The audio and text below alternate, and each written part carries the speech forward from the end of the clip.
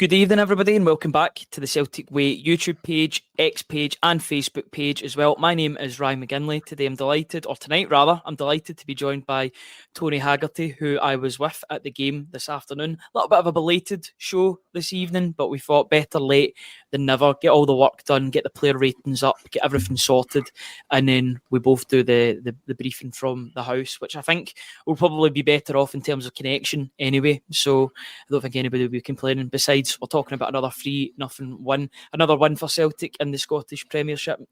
Make that 3 wins from 3, another clean sheet. Celtic haven't conceded a goal yet in the league. Kasper Schmeichel had 1 save to make in the whole game, which is a great habit to be getting into. Tony, before I ask you for your sort of first thoughts that come to mind, I would just like to bring up what is on the bottom of the screen. If you would like to support us just a little bit extra, it's completely optional, but support our work just a little bit extra by joining our YouTube members channel. It's just £2.99 per month, and you'll receive early video access, priority comments, and exclusive members chat function. If you want to make sure and be guaranteed that all of your comments will make it onto the screen, then please join us on the YouTube members. We really do appreciate everybody's support on this YouTube page. We appreciate the support on the website too, but if you would like to support us and contribute just that little bit more, then we would really, really appreciate it, obviously, if you can. Tony, 3-0, clean sheet, 3 goals, the midfielders are scoring, and even right backs are scoring. What else is good in the land of Celtic at the moment? It's all pretty rosy at present, isn't it? On the park, absolutely brilliant, Ryan. There's another game that was done and dusted when Hatate's wonderful strike hit the back of the net. Half an hour after Callum McGregor's wonderful strike hit the back of the net. And that midfield triumvirate today, people maybe thought would be some kind of Matt O'Reilly type hangover. Bernardo was excellent today as well. And there was lots of really good performances. McGregor, Hatate were top drawer. Alistair Johnson was excellent. Liam Scales, the much maligned Liam Scales, was terrific today. Have to applaud Liam Scales today as well. A couple of times in that game that we looked at each other and said he's having a really, really good game here. He's having a stormer, yep, indeed. And as I say, on the park, great. Off the park, we still wait. We've got 5 days, as we spoke about, pre-match. But the manager had another kind of wonderful after-match press conference, Ryan. I believe you clipped up the comedic moment where some unfortunate gentleman's mobile phone went off and he took it in good part, didn't he? But we'll get into that. But really, on the park, in terms of Celtic putting games to bed, they're going about their business with a gusto and a zip and a vim and a vigour that, they're getting themselves 2 goals in front, and you just can't see teams coming back from that when that happens. If you're being really cruel, you could say the game was finished after McGregor scored the first goal, but St Mirren still had plenty of time to come back into the game. But 156 seconds, Ryan, has gone, and Callum lashes that into the bottom corner and steps up to the plate like all captains do, leads by example. And I thought him and Hatate, especially in the first half, were imperious. We were shaking our heads, weren't we, just thinking, Hatate. I said to you, and you said something to me, I said, you're watching the best midfield in the country. And I said, Callum McGregor's the best midfielder. And then you turned to me and said, but Rio Hatate's the most talented. 2 things can be right at the same time. And I believe that both to be the case. And today they showed why. In my opinion, Hatate's inconsistency and going with his injuries as well, because he has picked up quite a few hamstring injuries in the past couple of years. Hopefully we've seen the end of that now, but those are the only things stopping him from being in Matt O'Reilly's situation just now, going through a medical at Brighton down south. I know for a fact Rio Hatate wants to make that move down south at some point, but he's going to have to work for it, and performances like today will help him in that quest, but he's going to have to do that all season. He's going to have to compile a portfolio of consistency from now. I think you're going to see Hatate playing for himself but playing for the team at the same time, and both can help and both can go hand in hand. I think you're seeing the sort of revenge tour of Rio Hatate so far this season. He is really, especially today in the first half, I thought he really took it out on St Mirren. I think maybe there's a wee bit of pent up anger from Hatate that he's not the one that's getting that move potentially down south. He's got to go and show it, and he did show it today, and fair play to him, because he did step up and was counted for. Watch that finish. That's a difficult skill. The ball beautiful goal. Johnston flighting it to the back post, cushioned header by Maeda, has a glance and sees his compatriot and knocks it down. It's waiting to be hit, Ryan. But my goodness, the technique with your so-called swinger of a foot, as they would say, and he buries it. Game over, 33 minutes. That's a clinching goal. St Mirren aren't coming back from that, I'm sorry. And, the actual technique involved in drilling that in, getting that power and that accuracy is incredible, and few players can do that. That's what Hatate's got in his locker. But credit to both Johnston and Maeda for their part in that goal. And also, we spoke about this after the game as well, didn't we? In the press room. Love what Bernardo brought today. And this guy can play because he's came through the Benfica graduate system, right? So technically, that's not in question. But I love what Bernardo did for the team today. He did the dirty work, didn't he? He let those two get forward. And those two got forward to great effect in that first half. But there was a poise and a balance about him. And you pointed out at one point he ran and then had a sliding tackle and just, that kind of work ethic that the manager likes. And, so loving that from Bernardo. And then to compound it even more, loved what Thiago Holm brought today. Mm-hmm. That cameo. You just got an uncanny knack of being able to protect a football. And I believe in both O'Reilly, in Bernardo and Thiago Holm, I think Celtic have two players that are about to bloom and about to burst onto the scene for Celtic this season. Might be slowly with the minutes that they get, but I tell you what, they'll make a contribution, because I can see deep down within the two of them lieth footballers, real craftsmen, technicians, and I'm hoping that they get more minutes. But that doesn't negate the fact that I still want Celtic to sign players in the next 5 days, midfielders as well. But for me, the biggest position is still centre back for me. But that's something we'll cover, and the manager spoke about it. So we'll talk about that.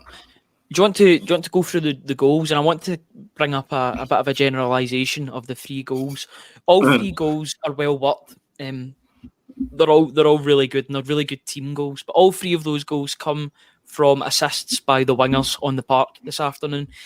McGregor's goal is passed into he's passed into that position by James Forrest, who continues to defy whatever. He's just, I thought it was another solid performance for him. His game has changed. I mentioned that in the player ratings that are available on the website. His game has changed. He now picks and chooses what runs he goes on, but when he does, his decision making, because of that, his decision making has improved tenfold, and he's so effective still. I'm enjoying this sort of Indian summer that James Forrest is having, and it's doing his career justice, in my opinion, as well. The fact that he's got this consistency, no injuries, good performances, he's an able person. I don't think he'll kick up a fuss if he goes on the bench for a couple of games, because he knows he'll come on and he'll make an impact. So I do like to see that. The second goal comes from Daizen Maeda with a lovely header down to Rio Hatate. Tremendous finish. I'll be watching that goal quite a few times in the coming days. And then Alistair Johnston's goal just comes from great wing play by Nicholas Kuhn, who by all accounts didn't train at all this week, or he trained very, very little. He came into the team and he didn't look like he missed a beat at all. So 3 goals, all being made by the wingers. That bodes so well. That wasn't the case for a lot of last season, but the wingers are contributing to goals, and that's great to see, isn't it, Tony? 6 goal contributions from Kuhn in 4 games. That's what we're saying, yeah? Yep. So 1.5 a game, if you can have that. But that's the average. I'm taking that all day long, Ryan. He was out supposedly with a kind of back niggle, but came on, and we were saying that he didn't take the nip at not playing, came on and made a valid contribution. And we're liking that partnership, and with that Alistair Johnston, Nicholas Kuhn down the right-hand side, that's given us a lot of joy and a lot of delight, and we're smiling, we're nodding, and appreciation of those two down that. They remind me of, remember, early Jackie Mac, Simon Donnelly. Well, maybe you won't remember Tommy Burns' nod team, my head and say yes. But the way they were functioning, they were very creative, and they had a telepathic understanding down that right hand side, and they tuned into each other's game. So I'm pleased with that. That's a part of your team that's functioning very, very well, and long may it continue. You just don't want to say anything that'll put the markers on it. So touch wood, but that's something we've been watching develop, isn't it, Ryan, the past 4 games, and we're seeing it, and they're slowly but surely starting to develop that understanding. And good on AJ getting into the box and tucking away your man's cutback, and taking it like a striker, as we said, and it was a great finish. It was a great really finish, good and finish. Adam Ida would have been proud of that, and lots of people having their say about Adam Ida today. I'll tell you what, Ryan, I thought that was a player trying too hard to impress and get off the mark again. But what he did do, and what he will do, he will buffet defenders around, he will knock them about, he will run the channels, he will hold the ball up, he will be that out ball for you, and his link-up play was good. Sometimes it was a wee bit, his touch was missing, but it's there in abundance, Ryan. You can see that if you just watch him and you think, you know what, you're another one who will come to the fore in this Celtic team, and you realise exactly why the manager brought him back. Touch deserved to be in front of goal. Fine, that'll come. He's still a wee bit rusty, but listen, had he been signed when he should have been signed, he'd be right up to speed by now. And I think to sound a bit like Brendan Rodgers here, Tony. Talking about they shouldn't be in this position. We will. Don't worry, guys. We will talk about that press conference because I think everybody's watched it by now. It seems as if everybody's watched it, but it's true. It's true. If Adam Ida was brought in before the season started, because he did have a very stop-start pre-season with Norwich, which couldn't have helped his fitness. So if you had him a couple of weeks earlier, for me, it's coming, Ryan. You can see it. I just looked at him and I thought, I'm not concerned at all. But there was things he did today, and he was like, holding people off, just big, powerful, and strong. And I was just like, you know what? You'll do for me. You'll come good. I have no qualms, no worries about that. And you know what else, Ryan? Celtic have scored a lot of goals this season, right? Not one of them has been by the centre forward. Maeda was the makeshift centre forward last week, okay? But he's traditionally a wide man, right? Kyogo hasn't scored and Ida hasn't scored. Tells you there's goals in this team, tells you there's creativity, it tells me that the manager was right. He doesn't need a striker to score 40 goals a season if others chip in.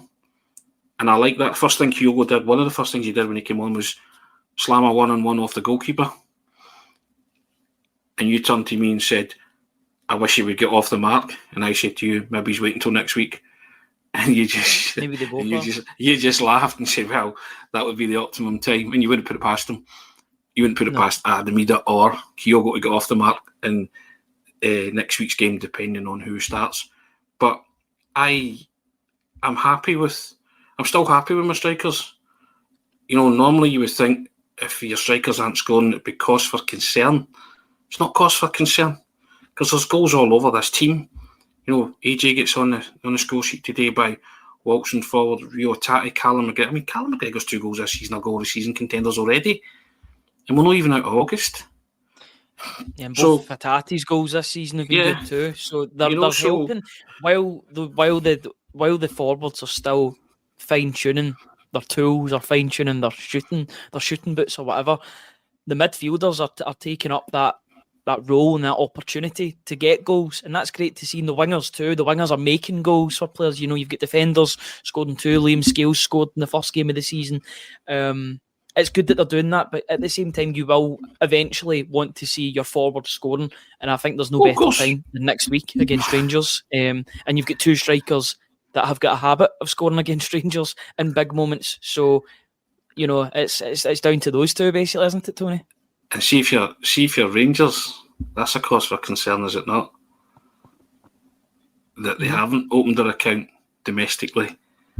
So, and moving forward, I'm not worried that neither of them will, or both of them will continue to draw blanks, shall we say, in front of goal. It's just not possible because this team's, creating, and so liked a lot of what was on the park today and what was functioning about Celtic today.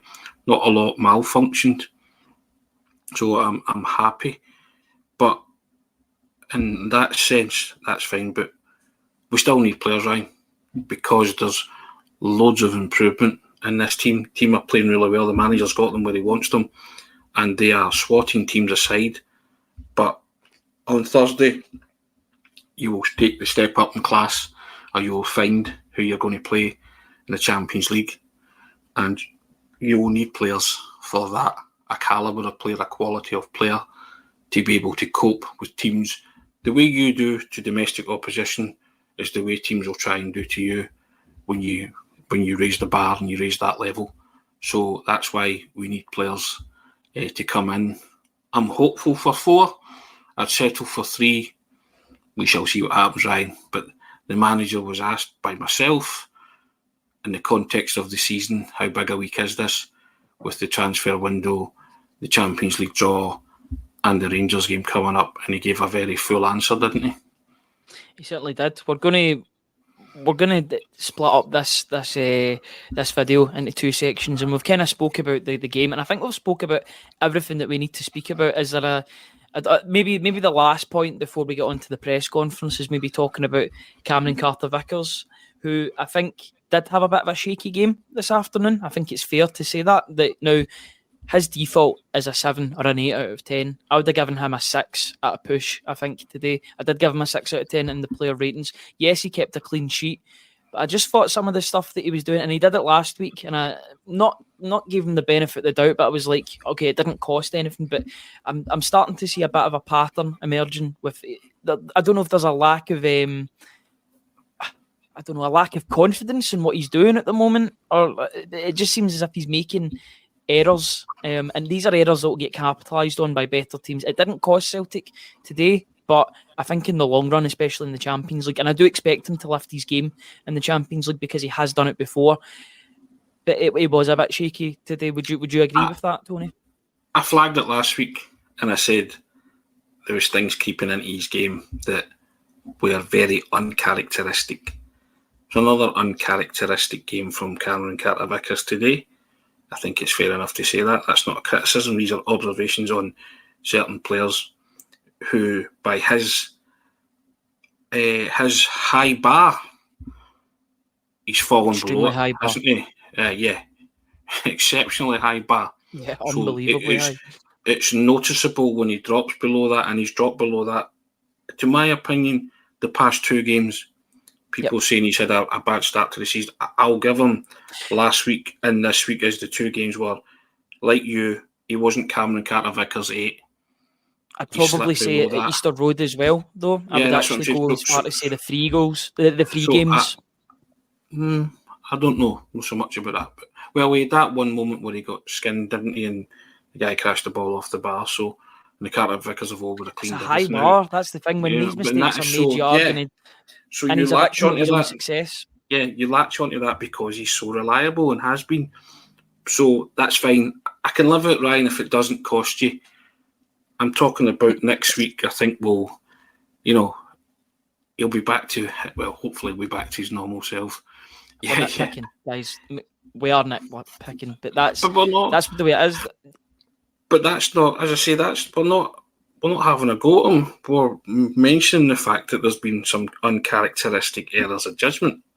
So, and other people are noticing that as well. So I think it's fair.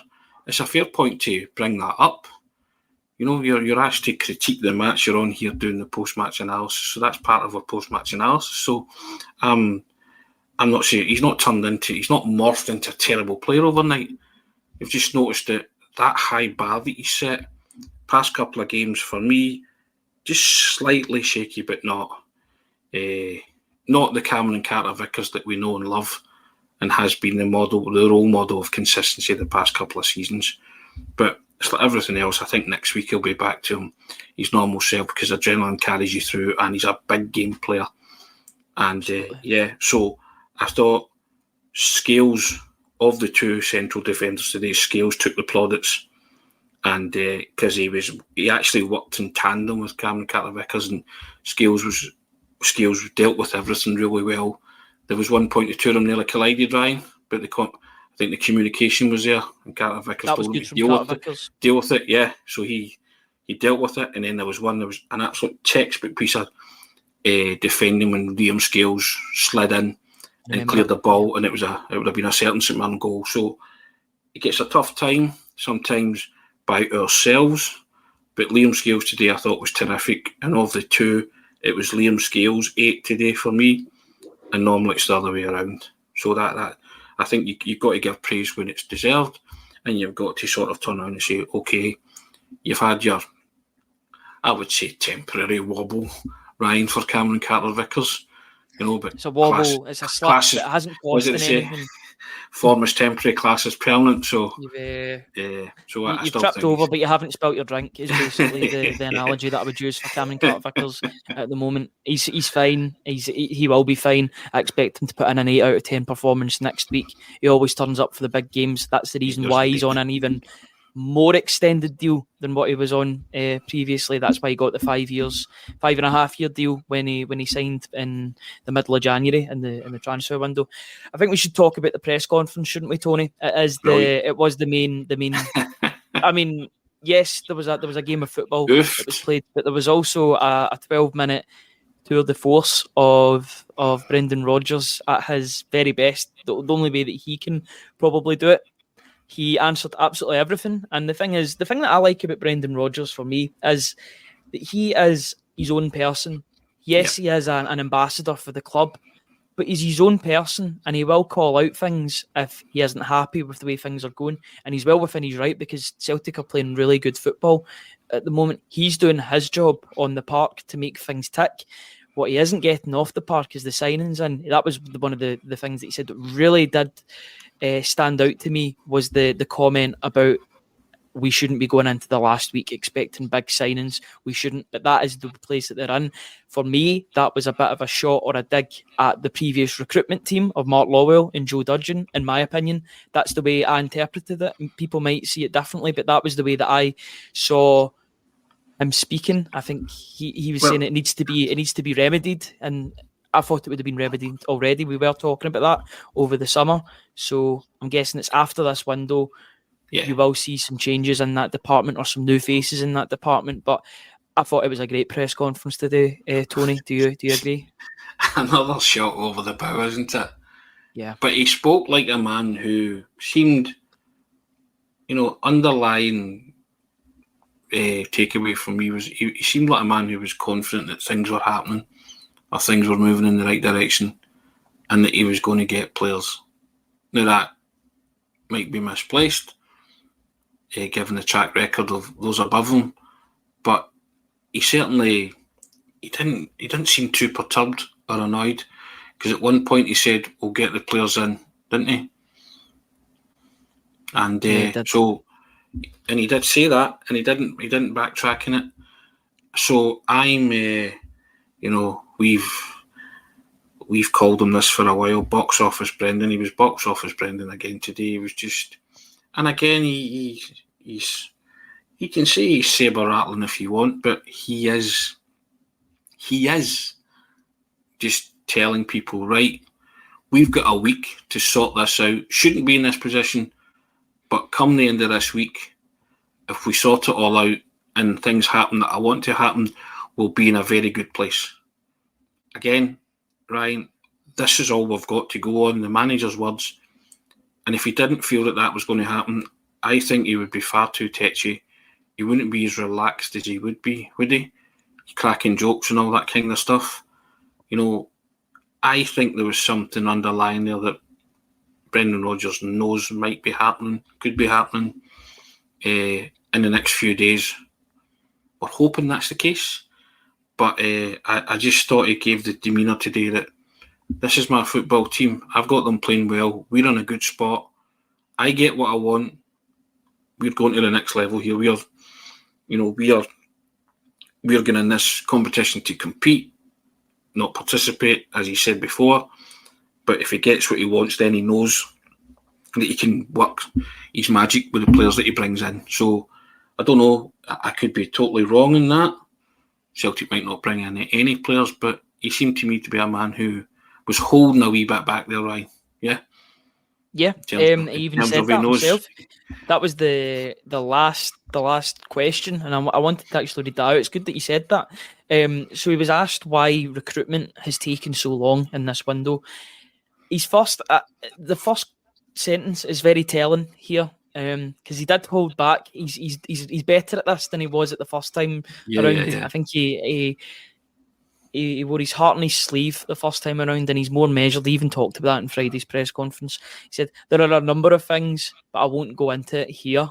But it's definitely something. Having come back in and gone through 3 windows now, we have to put it right as a football club. We shouldn't have been getting into this last week in the position that we're in. That's the reality. However, that's something for us after this window. As I said, we'll get the players in that we want. We don't need to manufacture our own stress when there's no need. We don't need to do that. So we'll be calm this week. We'll look to get the players in that can strengthen us. That was quite bullish from Brendan Rodgers. He doesn't want to get involved in all of the outside noise that goes along with the transfer window, because there is a lot of noise in the transfer window. That's the way it is. That's the way it is in modern football. It's the same for basically every other club, at least in European football. They'll be expected to do some business if they've not already done so. The teams that are prepared, are in a unique situation that they don't need to go out and spend. But Celtic are in the position that many teams have found themselves over the past decade or so. They need to go and make some last minute signings because Matt O'Reilly has left the club. Matt O'Reilly's a massive chasm. There's a massive chasm in that team. It wasn't shown today, but you'll probably see it in European games and against some of the tougher opposition in the Premiership. He needs to be replaced. Brendan Rodgers said a couple of weeks ago that if Matt O'Reilly was to go, he needs to bring 2 players in to replace him. I am hoping that is still the case. I think with the fact that Arne Engels and Matthias Bogut's have been linked in the past week or so, if that was to be the 2, I think there wouldn't be anybody complaining about the business done, because you're getting goals, but you're also getting creativity from each player respectively. But recruitment has taken too long, and I don't think you'll see that again. I think this is a real breakout moment for Brendan Rodgers. You're going to have to keep him happy, and you're going to have to. The club are going to have to buck up their ideas, in the recruitment department. I think it's a watershed moment in terms of recruitment for Brendan Rodgers. That's exactly the word I was looking for, Tony. Thank you. And in terms of his tenure at Celtic, I think he will get maybe one of those 2 players that you mentioned. If they get both, then that's a real statement of intent, isn't it? But he spoke like a man who thinks that things are headed in the right direction, and he's called it out. The last couple of times he's spoken, he has said, "Okay, we've left it late, but it is time to get a shift on here." He bigged up the board for getting the Adamida deal done. He now has to say to the same people, "I need this, and this before Friday." Yep, it's late in the day, get all that, but they have to do business, Ryan. For me, a centre-back's a priority still as well. A centre-back and those 2 midfielders that you mentioned, I'd be very, very happy with for just now, to take us to January, and then we go again. But I think that's the whole type, as I say, go back to that, the watershed thing. They're going to rip that recruitment strategy up, aren't they? They're going to go back to the drawing board. Brendan Rodgers said it would need to be addressed. He said that on Friday.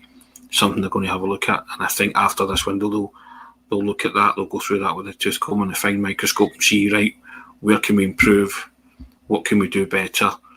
And he said himself that the situation isn't ideal, but it's when a lot of deals get done. The last 7 days, last few days of the transfer window. Again, it goes back to, do people have confidence in the Celtic board to get these deals over the line? No, they don't.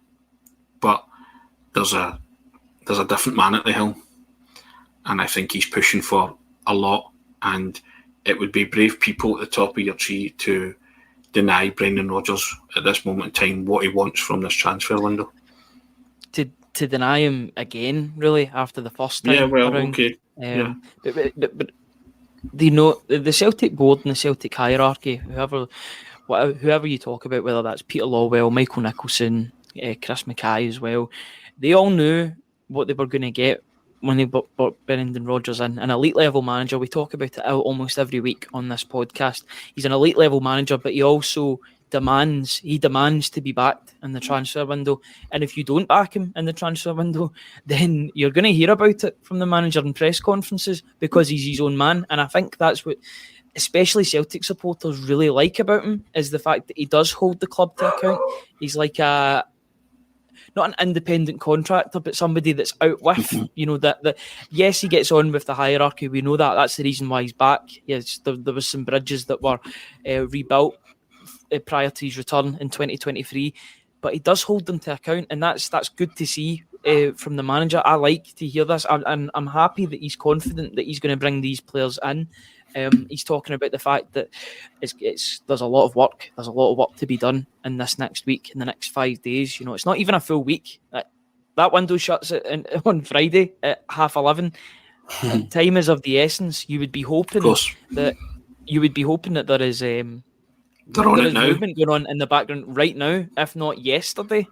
It's got to be. You're looking at Bogarts, who's playing for LAFC tonight. You're hoping that that's potentially his last game, and he'll be flying to Glasgow and almost straight after the game. Arne Engels, you're hoping that his game against Werder Bremen at the weekend was his last game for Augsburg, and you bring the two of them in. That's two players of genuine quality that are doing it right here, right now. Not has-been players. They're players that are showing it right now, 23 and 20 respectively. Young players that are only going to improve, and they're desperate to play in the Champions League. Get the two of those players through the door, and I think you'll start to see a real difference in the midfield. Yes, the midfield looked good today, but I think it can go even better. Imagine having the likes of Paulo Bernardo, maybe even Rio Hatate on the bench to bring off. Now that is squad depth for games. You can pick and choose who's going to be starting and who's going to be benching. I don't imagine, if it was to be Engels or Bogarts or both, that they would go into the team straight away. But think about that as bench options. Tomoki Iwata isn't on the bench. He wasn't on the bench today. Odin Thiago Holm was on the bench. He might even drop out of the bench when it comes to strength if these two players get brought in. All I just want to see is a bit of ambition in the next 5 days. I think that's what everybody wants to see. And Brendan Rodgers wants to see that as well. And the fact that he's vocal about it in press conference shows that he does care. Nobody's complaining about Brendan Rodgers not being invested or not being the Brendan Rodgers that we knew beforehand. He's very much invested. He's locked in completely, and he wants to take this club as far as he can. The board now need to show their hand, and they need to push it on and get to that next level. And the only way they can do that is to supplement the players that are already there with some quality in that midfield and at the back. If they do that, then anything is possible.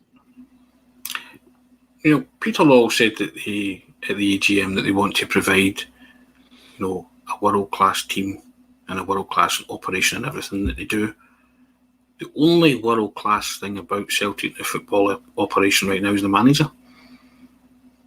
Yep. Right? That's a fact. You can dispute that all you want, but it's a fact. And as I say, I think the optics in not giving Brendan Rodgers what he wants would be so bad, and the supporters just wouldn't stand for it. So, and I think he spoke today like a man who, there's machinations going on, there's something happening, and Celtic will announce something that will put smiles on the faces of the supporters in the next few days. Just the vibe I got from him today. As I say, I could be wrong in that, but he is trusting the people upstairs to get those deals done now that on the players that he's identified. And we know who he's identified, so it's over to them to bring them in and not fail him this time again. Because I think he would feel, I don't know how he would feel, but I'm guessing he would feel particularly let down if he doesn't get what he wants. He's earned it, Ryan. He's earned it. And he earned it last season, Tony. Yeah, and he's earned it. He's earned it to have a crack at Europe and do what he wants to do with this team. Because on the park, it's functioning, it's doing well, but he wants to improve it. He wants to raise the standard again, not just domestically, but he wants to get into Europe and raise it there where it matters. it means the world to him. It means the world to be the guy that restores Celtic's. I've said this before. They call it bruised ego, battered pride, prestige, honour at that level, and that's the ambition that he wants for this football club. That's the ambition that you and I want for this football club. That's the ambition that those above him have to show the next 5 days to say, do you know what? Let's see where we can take this. Here's what you need. We'll provide you with what you need. Take the hand. And I know they've got forum. Yeah, I know they've got forum for not providing managers with what they need, Brendan included, but he's earned it. And by goodness, I've said this before, the supporters have earned it. They've played their part. They deserve it more than MD. And Brendan is speaking for the supporters. Always, always. He empathises with them because he's one of them too. Just happens to be the manager of the football club that we all love, and we all invest both your money and emotion into. And I think you would hear him on Friday if things don't go his way. And you would hear him big time. I mean, you'll hear the supporters big time anyway. But I think he would be quite rightly, bitterly disappointed and feel let down by if they don't bring in at least 2 players. You know, I'm hoping for 4. 3 would be good as well. But I think the least they can do is bring in 2. Even then, I still think that's too short of what he actually needs. But 2 midfielders, a centre back and a left back is my ideal 4, Ryan. If we're brass tacks on it all, but he's not putting a number on it because he doesn't want people to come back and say, you said 4, you only got X, and he's quite rightly. That was another good moment today. Swatted them aside, yeah, but he knows in his own mind what this team needs. How can you not trust this manager and say, okay, what do you need? I need this, this, and this. Well, go and get this, this, and this. Yeah. Yeah, there's so much that you could touch upon. You could touch upon the game and what Brendan Rodgers was talking about in terms of the control that they had in the game, scoring early goals. But I think the perfect way to sort of sign off this video is to talk about the player that is departing the club. It's looking like it's going to be made official in the next few hours. If not, then definitely tomorrow morning, probably at the latest, you would say. Matt O'Reilly, for 3.5 seasons, what a tremendous player he's been for Celtic. Had his ups and downs, particularly in Ange Postecoglou's second season. He had to basically play second fiddle for a lot of it, for a good amount of time for Aaron Moy, because Aaron Moy was so effective. But ever since Brendan Rodgers has came into this side, this Mark II version of Matt O'Reilly has been an absolute joy to watch. I just want to read out what Brendan Rodgers said about the outgoing midfielder and just how much he reveres the player that's moving to Brighton for, I believe it's 26 million plus add-ons. So it'll probably break the £30 million sort of scale, if you call it that. So he was asked what about Matt O'Reilly and how you helped develop him as a player. I think it's everyone's contribution and none's bigger than the player himself.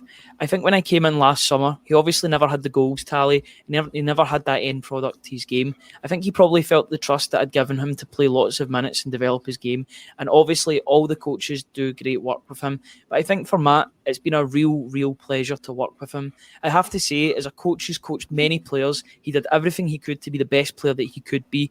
His behaviour, his decency all the way through pre-season was absolutely a joy to see. From a young player who's got the riches of the Premier League in sight, he's never lost his focus on Celtic. And even up to the very last day we'd finished, we had a lighter session on his last day, but he stayed out to do that little bit extra with the coaches. He's just been an absolute joy to work with. When you work with a player like that, you want them to succeed. Celtic won't be the end game for some of these players, but it's going to give them so much. And he leaves here now a winner, a better footballer, and ready to play for any team in the world. When you play for Celtic in the pressure, you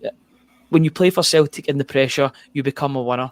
He can go on and play for most teams in the world now. His behaviour was second to none. He's a good guy, and I hope he does well. We continue because that's an opportunity now for some other players to come in here and take that on. some really, really heartfelt words from Brendan Rodgers. And you knew this was going to be a good relationship between the two when that first interview was with Matt O'Reilly in June when he came back to pre-season.